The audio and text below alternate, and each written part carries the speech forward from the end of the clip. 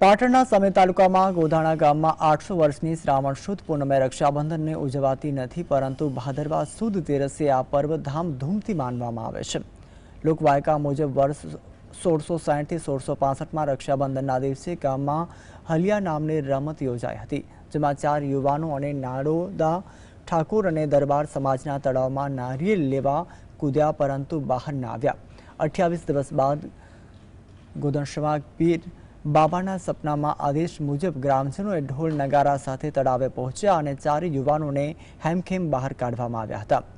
તો આ ઘટના ભાદરવા સુદ તેરસે બની અને ત્યારથી જ ગામમાં આ દિવસે રક્ષાબંધન ઉજવાય છે। આ અનોખી પરંપરા આજે પણ અકબંધ જારી છે। આજે જીએસટીવીની ટીમ સમી તાલુકાના ગોધાણા ગામે આવી છે। આ ગોધાણા ગામ એક એવું માત્ર ગામ છે જ્યાં સમગ્ર દેશ જ્યારે રક્ષાબંધન અને બળેવ કહીએ આપણે કે અને નાળિયેરી પૂનમની ઉજવતો હોય છે, ત્યારે આ એકમાત્ર એવું ગામ છે કે જ્યાં રક્ષાબંધનનો તહેવાર ઉજવવામાં નથી આવતો અને ભાદરવા સુદ તેરસના દિવસે બહેનો રક્ષાબંધનને ઉજવે છે। કેમેરામાં કેટલાક દ્રશ્યો બતાવે।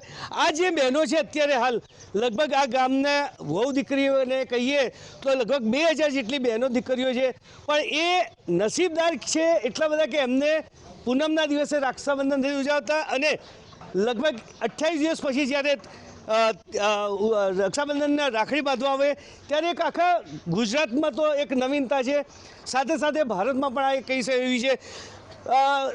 મહિલાઓ સાથે વાતચીત કરતા ખરેખર એ આ પરંપરાને જાળવી રાખવા માગે છે।